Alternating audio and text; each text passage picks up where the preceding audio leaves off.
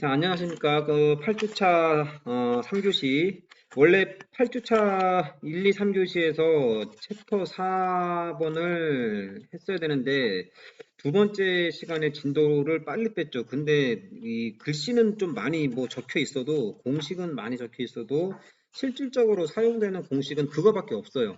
그러니까는 굳이 뭐 거기에다가 시간을 들여가지고 뭐 한 문제, 두 문제 더 푸네.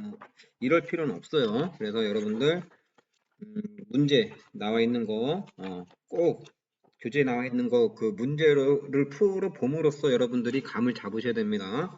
자, 그래서 이번 시간은 챕터 5 비탈면 보호공 및 옹벽공 볼게요. 자, 페이지로는 246페이지입니다. 자, 우리가 이제 비탈면이라고 하면 대부분 이제 우리가 도로가 만들어지는 기본 원리가 국내 같은 경우 대부분 산지가 70%죠. 대한민국은 산지가 약 70%로서 대부분 도로가 나는 지형이 이 산지를 끼고 있기 때문에 어쩔 수 없이 우리가 절터를 해서 성토 구간에 넘기는 이 구간을 이 구간과 같이 도로로 만들기 때문에 이러한 비탈면이 생길 수밖에 없어요. 그래서 이 지금 우리나라 같은 경우 산업화를 이룬 다음에 산업화를 이룬 후 지금 약 한 50년에서 한 70년이 흘렀죠. 그래서 이 그때 만들어진 이 비탈면이 이제 풍화 작용이 이제 발생을 해서 풍화가 발생을 해서 이제 암이 또 다시 이제 무너지는 그 암이 또 약해지는 단계에 또 왔어요. 그래가지고서 한 50년에서 70년이 지났기 때문에 요거를 다시 재설계를 해서 요거를 보강하는 그러한 상태에 도달해 있죠. 여러분들 이제 국도 같은 고속도로 빼고 이제 국도 같은 데 가보면 국도 같은 데를 지나가다 보면은 철망으로 이 비탈면을 철망으로 막 이렇게 막아 놓은 데 있죠. 그게 이제 최근에 보강공법으로 전체 사면 전체를 아예 그냥 낙석이나 그런 거를 방지하기 떨어지면 도로가나 이런 데로 떨어지는 것을 떨어져서 2차 사고가 생기는 것을 방지하기 위해서 이제 전면적으로 이제 철망을 치거나 뭐 이런 경우가 있죠.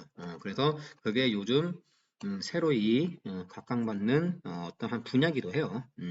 그래서 지금 국도면에 국도 근처에 있는 사면을 다닐 때는 일단은 조심해야 돼요. 특히 겨울에서 봄 넘어갈 때 얼었다 녹으면은 그 지역은 위험한 지역이니까 낙석 특히 조심해야 됩니다. 그런데 지나갈 때는. 자, 그래서 이 사면, 이 비탈면을 보호하는 공법이 이제 어떤 게 있냐. 당연히 여기를 이제 만약에 빗물이 기본적으로 이제 사면이 이제 무너지는 원리는 이런 식으로 해가지고 중력을 받죠. 중력을 받기 때문에 요 중력에 의해서 이렇게 미끄러지니까는 이 사면 이 꼭대기 위로 이 물 빠지는 그러한 축구를 만들어 줘야 돼요. 그래서 우리가 이제 여러분들 그 고속도로나 그런데 새로 생긴 이 사면 같은 데 지나가다 보면은 여기 꼭대기로 이렇게 빗물이 빠져나갈 수 있도록 축구가 만들어진 거를 볼 수가 있어요. 축구를 만들어주지 않으면 이 빗물 같은 게 이쪽으로 스며들어 가지고서 이러한 파괴를 일으키게 됩니다. 아무튼 간에 얼었다 녹았다 하면은 얼었다 녹았다 해가지고 금이 가기 시작하고 그쪽으로 비가 스며들게 되면은 그거는 끝났다고 보시면 돼요. 그거를 보강해주기 위해서 다시 뭐 흙을 뭐 채워줘 가지고 뭐 다진다거나 아니면은 이 뭐 저기 앵커 같은 거를 다시 뭐 이렇게 박아줘 가지고 압축력을 가해준다거나 뭐 이런 방법이 있죠. 자, 그래서 이제 가장 많이 쓰이는 게 이 사면에 뭐 잔디 같은 거를 갖다 붙이는 거죠. 그거를 우리가 평대, 그 다음에 줄대라고 하죠. 여러분들 그 군대에 있을 때 진지공사 나가봤죠? 타이어를 이렇게 참호를 이렇게 판 다음에 타이어를 이렇게 몇 층 몇 겹으로 싸고 그 위에다가 뭐 붙여요? 저쪽에서 때 실어 와가지고서 때 붙이죠. 때, 그쵸? 때 붙여봤죠. 그냥 잔디를 어디다 퍼와가지고서 그거를 붙인다고 보면 돼요. 그런데 사면이 이렇게 있으면 이 사면 전체를 덮으려면은 조그만 때가 아니라 큰 때를 덕지덕지 이렇게 붙여야 되겠죠. 그죠? 요거를 이제 평대라 그래. 평대. 덕지덕지 사이즈가 큰 거를 이렇게 붙이는 거를 평대라 그럽니다. 평대. 그리고 이제 이 이 토사면, 토사사면 같은데 이제 요거 이제 흙이 요렇게 굴러 떨어지는 흙만 이제 방지해 주는 거. 그래서 군데군데 요렇게 한 줄로 요렇게 심는 거, 한 줄로 요렇게 심는 거를 우리가 평대라 그래요. 줄대라고 합니다. 그래서 평대와 줄대 요거를 좀 여러분들이 구분을 해 주면 되겠고, 247페이지 사진 5.1 보게 되면은 거기 이제 줄대 공법 나오죠. 그리고 그림 5.1에 거기 평대 공법이 나와 있어요. 자, 그 다음에 두 번째로 이제 파종공이라고 있습니다. 파종한다는 게 뭐죠? 씨앗을 뿌린다는 거죠. 그래서 거기 그림 5.2에 보면은 시드 스프레이 공법이라 그래가지고 파종 공법이에요. 화면이 이렇게 있으면 이제 흙하고 그 다음에 비료하고 그 다음에 씨앗이 이렇게 있어가지고 이제 요걸 같이 섞죠. 같이 섞은 다음에 확 뿜어버려요. 그러면은 여러분들 그 자동차 타고 지나가다가 보면은 녹색 사면 봤어요? 녹색 사면. 그 녹색으로 뭔가 이렇게 발라져 있는 그런 게 이제 파종공법을 실시한 곳이에요. 그래서 한번 읽어보면 파종공은 기계화 시공으로 주로 양잔디 및 향토, 초목류 등 씨앗과 뭐 비료, 천연색소 등을 깨끗한 물과 혼합하여 고압 펌프를 사용하여 사면에 살포하여 붙이는 공법이다. 그래서 만약에 길 가다가 거기 사진 5.2, 사진 5.3, 사진 5.4 보는 바와 같이 사면이 파란색이면 저거는 이제 파종 공법을 실시했구나. 그렇게 여러분들이 이해를 하고 계시면 됩니다. 자, 그 다음에 거기 248페이지 볏짚, 거적 덮기공이 있어요. 우리가 이제 왜 거적대기를 입는다 이런 단어 들어봤을 거예요. 그래서 영화 같은 데 보면은 조선시대 영화 같은 데 보면은 이렇게 볏짚을 서로 연결을 해요. 볏짚을 서로 막 연결해 가지고 그거를 두루마리식으로 비 올 때 몸에 싹 하면은 그게 거적이에요. 거적. 그래서 그 거적을 사면에다가 쭉 내려요. 쭉 이렇게 발라서 볏짚을 쭉 연결시켜 가지고서 그거를 덮어요. 사면을 덮어요. 그런 다음에 여기에다가 이제 뭐 씨앗이나 그런 거를 이렇게 심어주게 나무나 씨앗이나 그런 거를 심어주게 되면은 이 거적 자체가 볏짚 자체가 보온 역할을 하고 이게 또 썩어서 거름 역할을 하겠죠. 그래가지고 이제 그 사면에 그 잔디나 나무가 자라가지고서 이제 사면이 쓸려 내려가는 거를 방지를 하는 거죠. 그런 논리니까 여러분들 뭐 어렵지 않게 이해를 할 수가 있을 거예요. 그래서 사진 5.5, 그래서 볏짚 거적, 그 다음에 사진 5.6 볏짚 거적공사, 뭐 이런 게 있다라고 보시면 되고, 자 거기 이제 250페이지에 네 번째 이제 코어넷 공법이라고 있어요. 코어넷 공법. 코어네트 공법이 이게 뭐냐면 코어라는 거는 이제 코코넛 나무 열매가 아니라 나무 줄기를 어떻게 그 코코넛의 그 나무를 이렇게 나무 껍질을 벗겨 가지고서 그거를 엮어요. 이렇게 엮어 가지고서 여러분들 왜 등산 산에 같은 데 가보면은 그 바닥에 깔려 있는 거 그게 이제 그 코코아 나무로 그걸 이제 벗겨 가지고서 그걸 엮어 가지고서 되게 만든 건데 그게 좀 오래 가요. 좀 오래 가는데 가면 갈수록 그것도 썩죠. 그게 이제 자연 친환경 해가지고서 한때 그게 굉장히 등산로 같은 데 깔려 있는 그런 유행을 탔어요. 그래서 그게 이제 시간이 지나면서 썩으면서 그거 자체가 아까 전에 얘기했던 것처럼 보온 효과도 있고 그 다음에 그 거름되는 효과도 있고 그래서 여러분들 251페이지 사진 59 사진 5.9 사진 5.10 사진 5.11 이렇게 여러분들이 사진을 봄으로써 좀 비교를 하셨으면 해요. 자, 그리고 녹생토라고 있어요. 녹생토. 녹생토는 그냥 녹색에 뭐 살아있는 뭐 저기 뭐 잔디라고 생각하면 돼요. 그래서 뭐 굳이 어려운 건 없고 여러분들 그 뭐 씨앗 붕어 붙이기랑 똑같은 거예요. 흙, 그 다음에 씨앗, 그 다음에 물, 비료 이런 거를 같이 섞어 가지고서 뿜어 붙이기 한 거다. 거기에다가 이제 씨앗을 넣고서 발화되기 쉬운 씨앗을 넣고서 이제 하는데, 단지 차이는 뭐냐면 그냥 뿜어 붙이는 게 있고, 여기 녹생토 공법은 뭐다?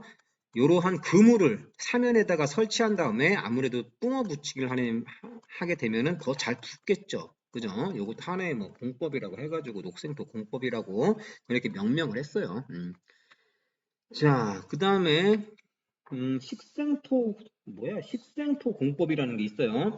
많죠. 그 다음에 뭐 식생반 공법이라는 게 있고, 식생대 공법이라는 게 있고, 뭐 식생구멍 공법이라는 게 있고, 뭐 말만 갖다 이제 방법만 약간 변형시켜 가지고서 방법만, 그러니까 기본 원리는 같아요.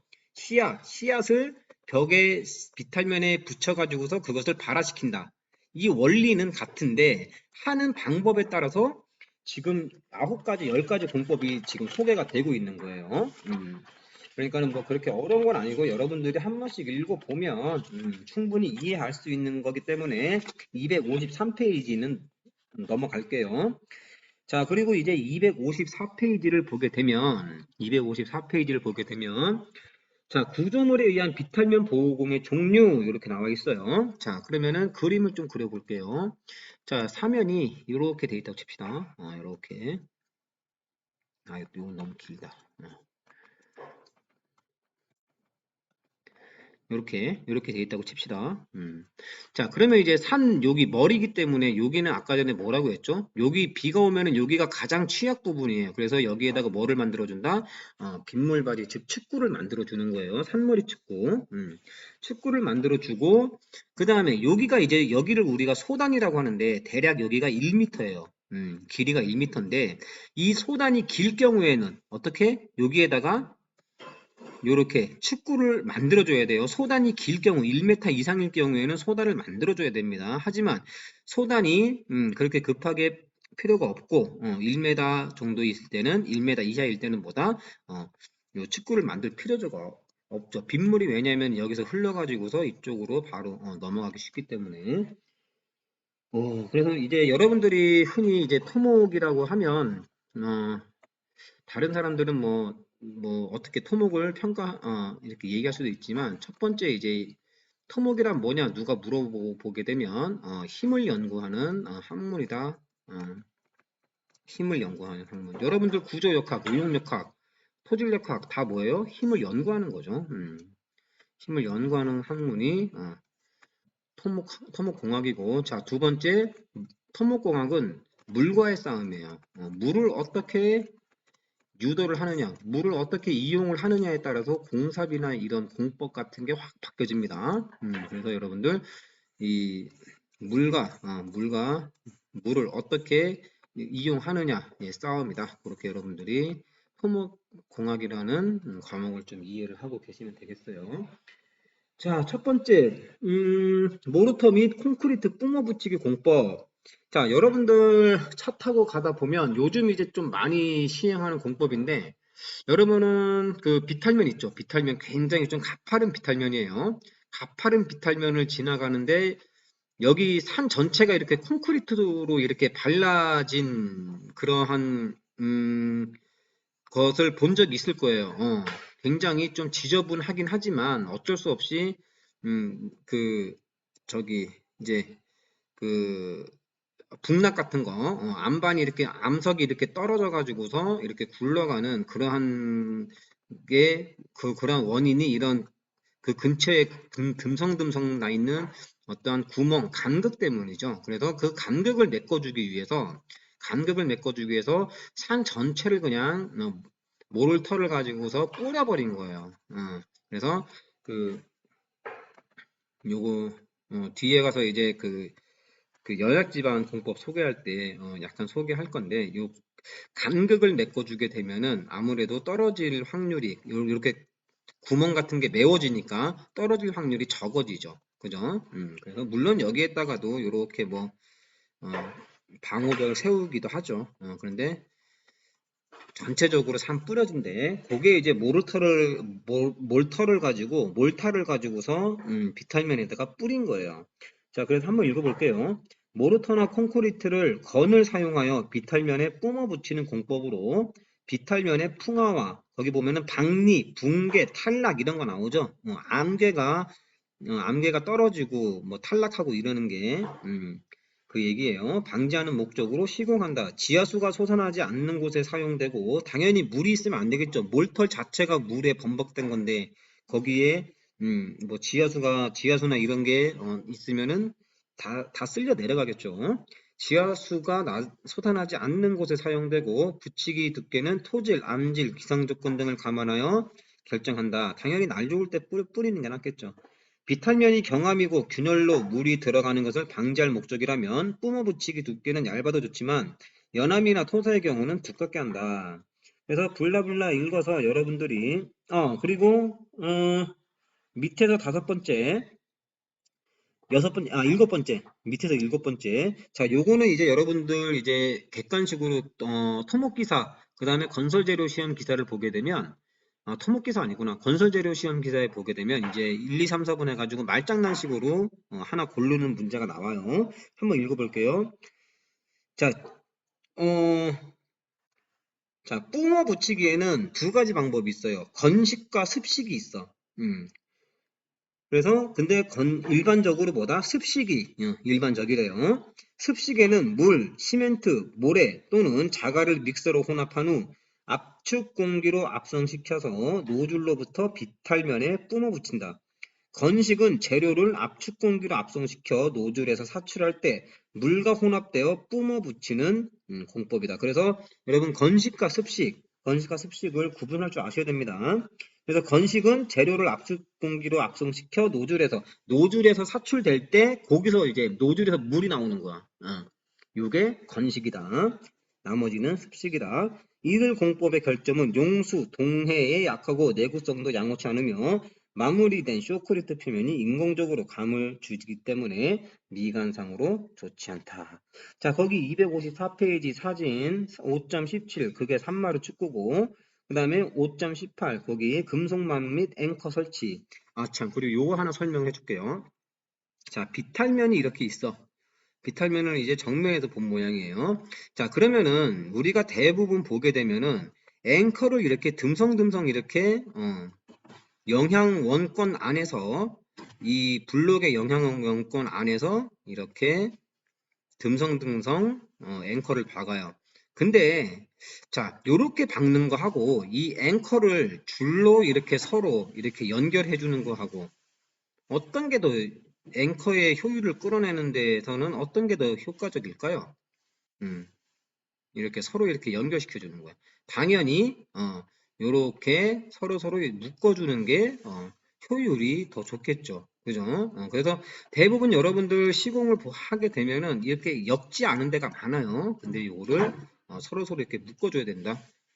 그걸 이제 여러분들 그 현장 나가서 이렇게 안 할 경우에 한번 이런 아이디어도 한번 제공해 보시기 바랍니다. 물론 뭐 공사비는 여러분들이 내겠지만 자, 그 다음에 거기 사진 5.19 뭐 물구멍 설치 한번 보시면 되고 사진 5.20에 몰털 뿜어 붙이기 과정 사진 5.21식에 완료된 제가 아까 전에 말씀드린 회색 막 비탈면 전체가 몰털로 발라져 가지고도 굉장히 미관상 좋지 않은 그런 상태. 하지만 위험하기보다는 미관이 안 좋은 게 낫겠죠. 그죠? 자, 그 다음에 255페이지 두 번째 돌 및 블럭 쌓기 공법이 있어요. 자, 두 번째는 블럭을 쌓는 거고 세 번째는 블럭을 붙이는 거예요. 그래서 쌓기하고 붙이는 거의 차이는 뭐냐면 비탈면의 구배가 1대1보다 클 때 그때는 쌓기를 하는 거예요. 자, 그 다음에 구배가 1대1보다 낮을 때는 뭐다? 붙이기를 하는 거죠. 구배가 1대1보다 컸을 때 붙이기를 하게 되면 이건 떨어지죠. 그래서 쌓기를 하는 거고 그리고 1대1보다 작을 경우 굳이 쌓기를 할 필요 없죠. 쉽게 붙이기로 끝날 수 있잖아. 그지? 1대1보다 작다는 건 이렇게 완만했을 때 그럴 때는 얘기하는 거예요. 자, 그래서 쌓기 공법에는 돌쌓기가 있어요.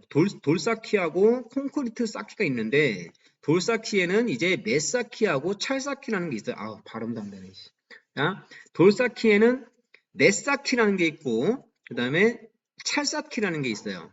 이 넷 쌓기는 뭐냐면, 여러분들 돌의 모양에 맞춰가지고 이렇게 하나씩 하나씩 만들어 가는 거야.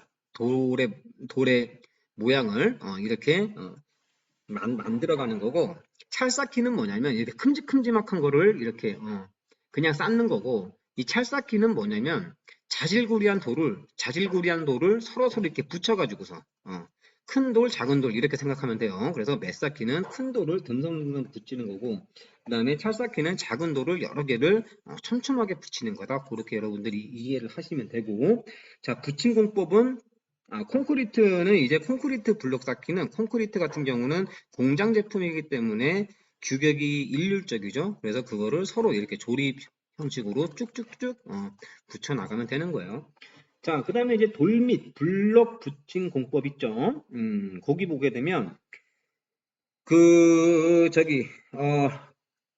완만한 여기 1대1보다 작은 사면에 완만한 사면에다가 적용을 시키는 건데, 거기 이제 황토나 이런 거, 콘크리트나 이런 거를 같이 사용을 해야 되겠죠. 이 돌을 붙여야 되니까. 그게 이제 돌 붙임 공법이라고 보시면 되고, 그리고 거기 보시게 되면은 콘크리트 붙이기라고 있어요.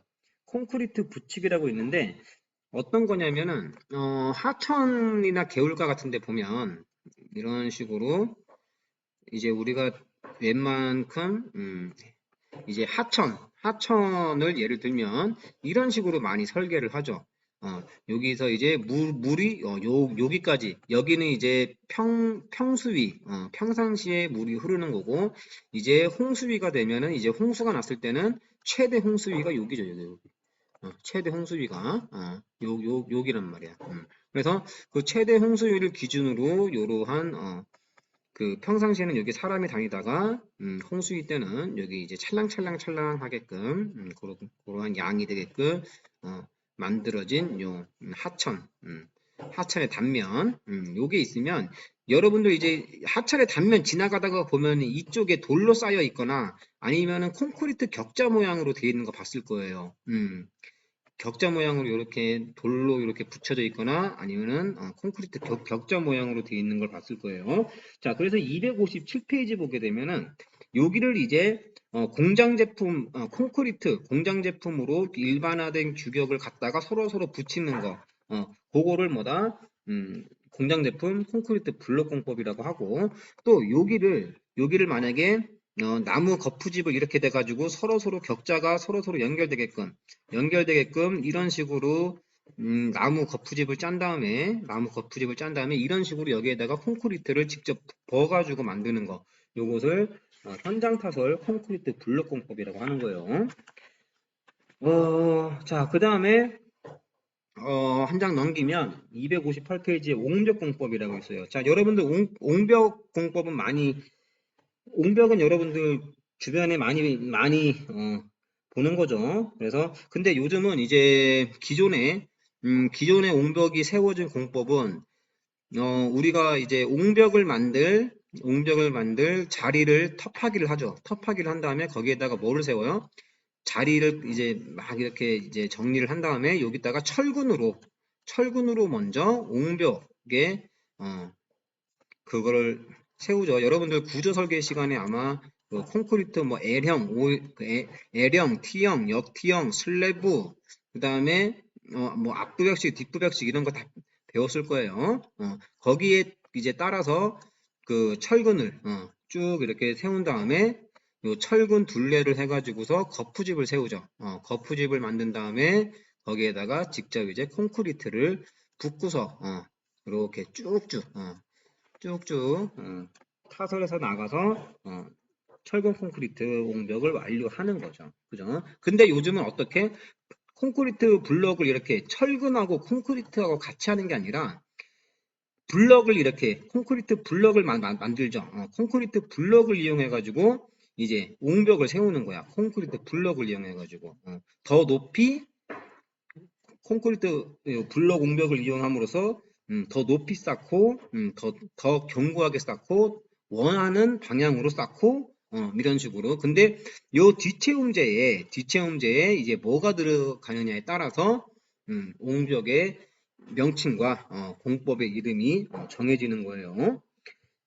그건 이제 뒤에 가서 설명을 하기로 하고, 거기 보시게 되면 옹벽 공법의 하나로 특수한 것은 보강토 공법이 있다.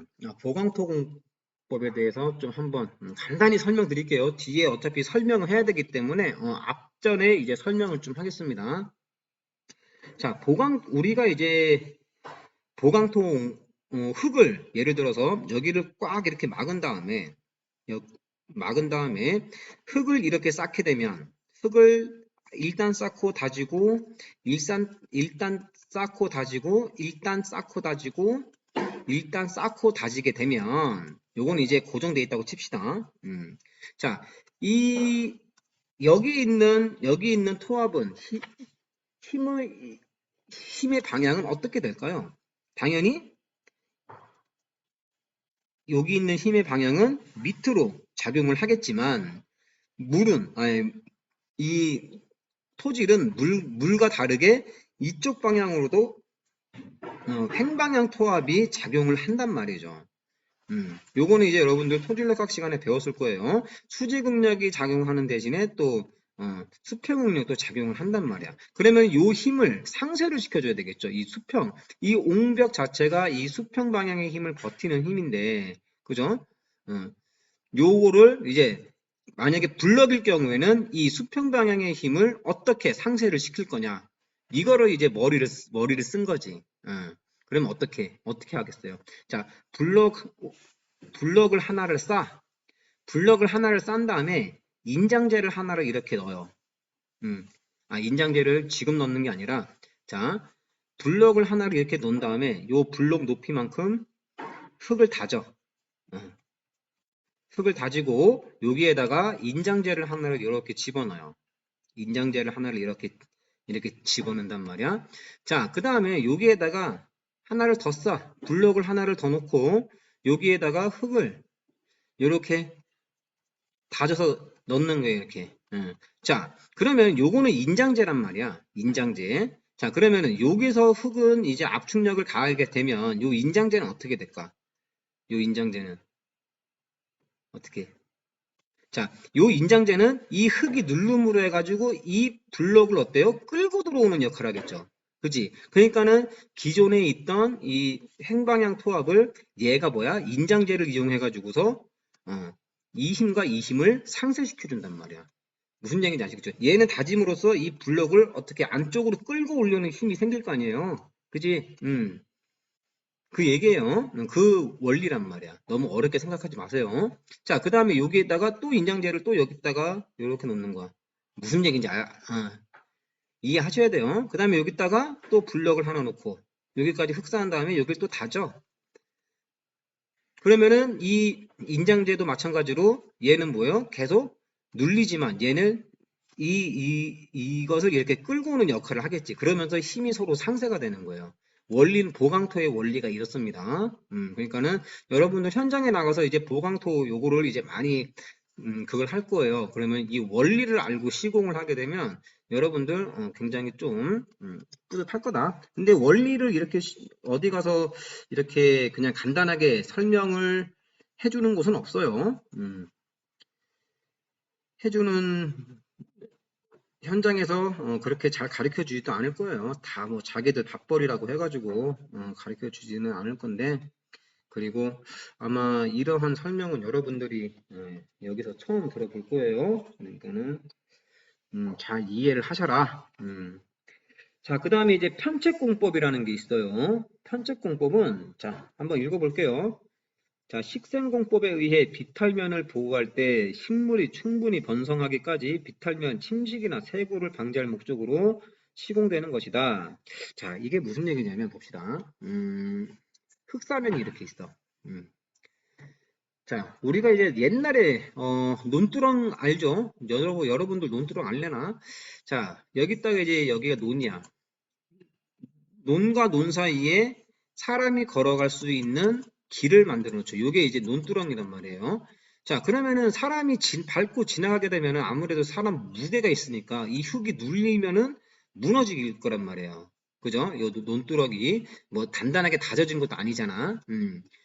그러면 옛날 사람들은 어떻게 했냐면 참 머리가 좋은 게 여기다가 말뚝을 박는데 이 말뚝을 촘촘히 막 이렇게 박는 게 아니라 말뚝을 하나 박아놓고 듬성듬성 말뚝을 박아요.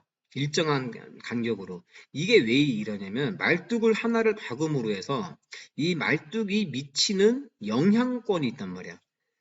말뚝을 하나 박음으로 해가지고 흙이 안 무너져.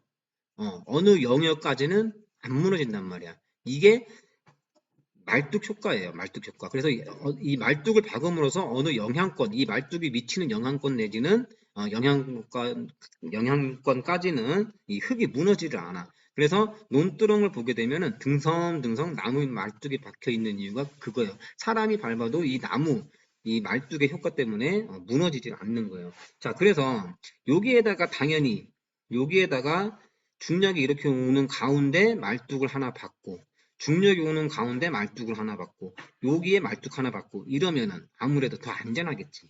그쵸? 이런 식으로 해주는 게 뭐다? 편측공법이다. 그렇게 이해를 하고 계시면 돼요. 자, 그 다음에 돌망태 공법. 돌망태 공법은 뭐 굳이 어려운 거 없어요.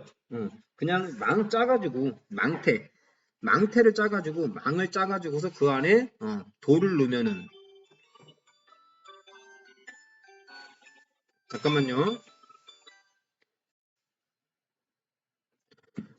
망을 짜가지고서 그 안에 돌을 넣게 되면은 어떤 효과가 있죠? 일단은 돌의 무게 때문에 무게가 증가할 테고, 그죠? 그 다음에 그 돌과 돌 사이에 간격이 크기 때문에 물이 잘 빠지겠지, 그지? 그러면 요거는 어디에 많이 사용을 할까요? 요거는 이제 연약 지반이나 그런데 습지, 물이 많은 지하수가 많은 뭐 이런 구간에 사용을 하겠죠. 자, 사진에 보시게 되면 뭐 비탈면용 보통 돌망태 공법 해가지고서 망을 짜가지고서 철사로 망을 짜가지고서 그 안에 호박돌 같은 거를 집어넣죠. 그래서 토사의 유출을 막기 위해서 돌망태 사이에 침수통이 좋은 뭐 매트를 깔아놓는 경우가 있다. 뭐 이런 거고. 자, 그 다음에 이제 비탈면 앵커 공법이라고 있죠. 자, 앵커 공법에 대해서는 제가 저번에 한번 설명을 드렸는데 다시 한번 요번에 정리하는 셈 치고 들어보세요. 자, 요렇게 사면이 있어. 근데 이 사면이라는 존재는 중력에 의해서 어떠한 파괴면이 생기게 되는 거죠. 요러한 중력에 의해서. 자, 그러면 얘는 이렇게 전달 능력이 증가를 하게 됨으로 해서 이렇게 무너지려는 습성이 있죠. 중력에 의해서. 자, 그러면 우리는 뭐를 높여야 돼? 전단 강도를 늘려줘야 되는 거죠. 이렇게. 그지? 미끄러지는 거에 대한 요걸 높여줘야 된단 말이야. 자, 그러면은 가장 많이 쓰이는 게 이제 앵커 공법인데, 자, 앵커의 기본 원리는 자, 예상되는 파괴면의 깊이까지 이렇게 구멍을 뚫어요. 구멍을 뚫은 다음에 여기에다가 철근을 집어넣어. 이렇게 철근을 집어넣어요. 철근을 집어넣은 다음에 여기를 픽스를 시켜. 여기를 뭐 콘크리트를 집어넣든지 뭘 하든지 해가지고 여기를 고정을 시킨단 말이에요. 그런 다음에 철근을 당겨. 그러면 철근에는 뭐가 작용해? 인장력이 작용하죠. 이 인장력을 작용한 상태에서 여기에다가 지하판을 딱 대고 여기를 묶어버려.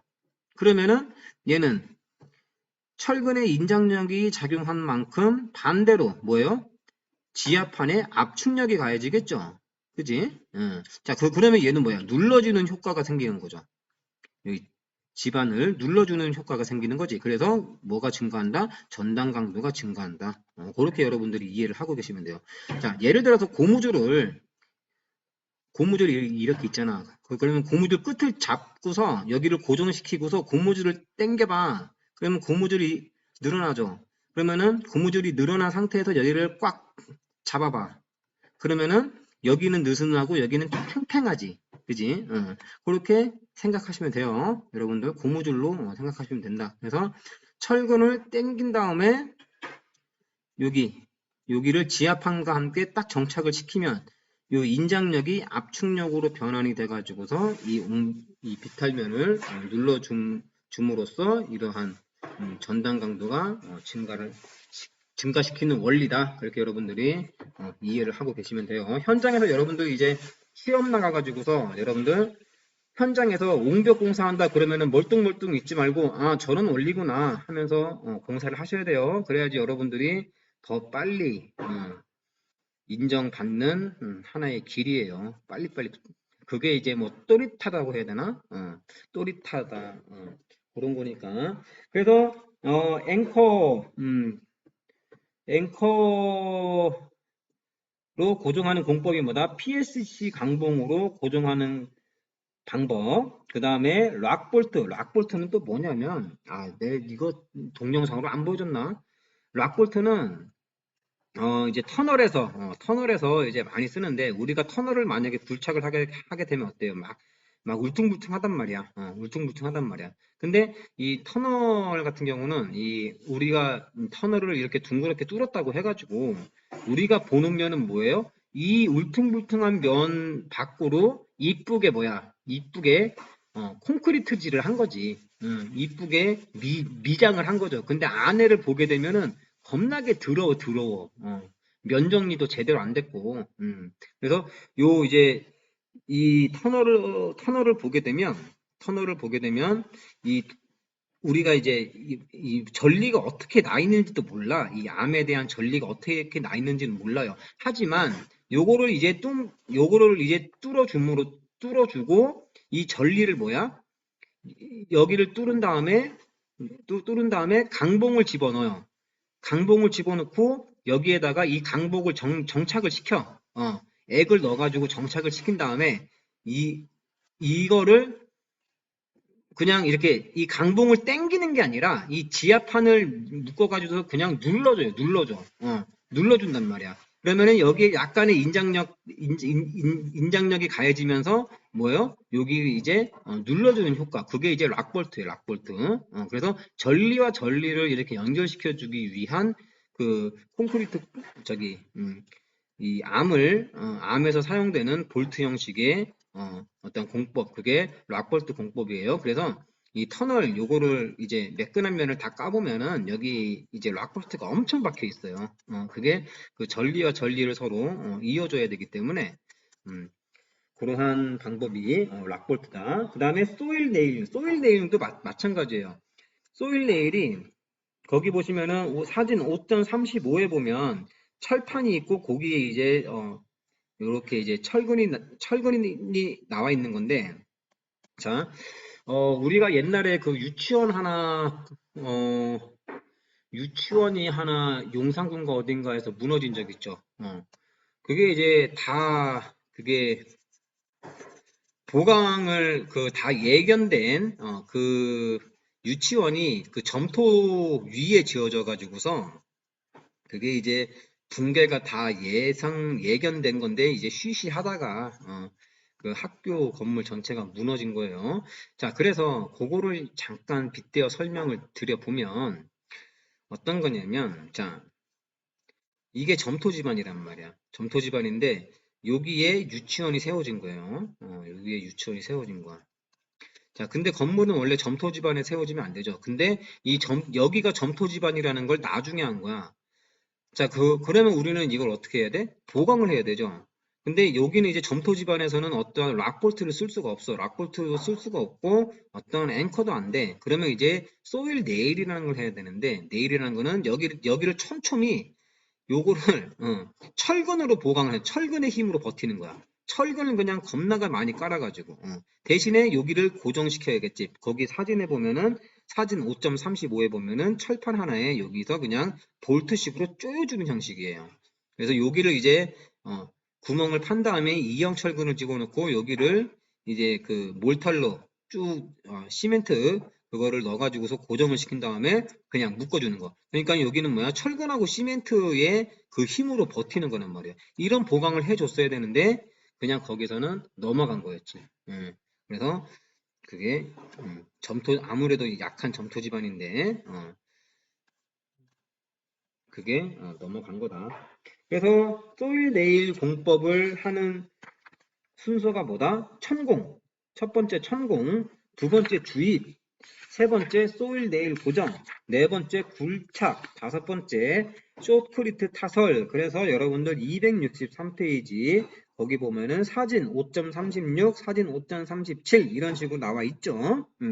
그래서 여러분들 여기까지 보고, 자 구주차 1, 2, 3에는 여러분들 어디까지 나갈 거냐면 연약지방까지 나갈 거예요.